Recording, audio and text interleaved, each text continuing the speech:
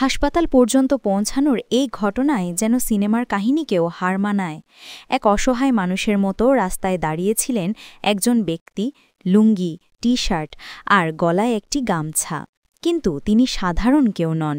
তিনি ব্যারিস্টার আরমান, যাকে বিগত সরকারের সময় দীর্ঘ ৮ বছর বন্দী করে রাখা হয়েছিল রহস্যময় আয়নাঘরে। শেখ হাসিনা পালিয়ে যাওয়ার পর গোপনে সেই আয়না ঘর থেকে মুক্ত করে রাজধানীর দিয়াবাড়ি এলাকায় হাত ও চোখ বাঁধা অবস্থায় ফেলে রাখা হয় আরমানকে।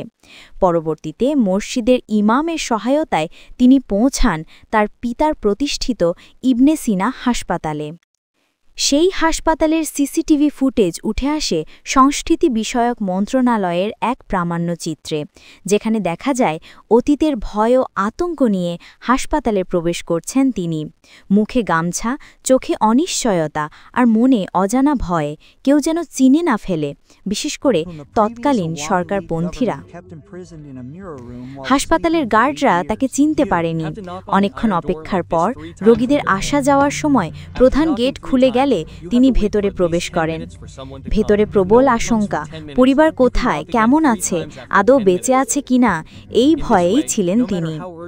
শেষ পর্যন্ত ইবনে সিনা হাসপাতালের এক কর্মকর্তার সহায়তায় নিজের পরিচয় তুলে ধরেন ব্যারিস্টার আরমান। এক পর্যায়ে কর্মকর্তার অফিসে বসে গুগলে নিজের নাম সার্চ করলে স্ক্রিনে ভেসে ওঠে তার ছবি। তখনই কর্মকর্তা তাকে চিনতে পারেন। সেখান থেকে তিনি প্রথম জানতে পারেন শেখ হাসিনার দেশত্যাগের খবর। দীর্ঘ ৮ বছরের বন্দি জীবন শেষে পরিবারের দেখা পাওয়ার সেই মুহূর্ত যেন কোনো সিনেমার শেষ দৃশ্যের পুনরাবৃত্তি। বাস্তবে ঘটে যাওয়া এই ঘটনাই পরিণত হয়েছে এক লোমহর্ষক কাহিনীতে, যা ইতিহাসের পাতায় এক নতুন অধ্যায় যোগ করেছে।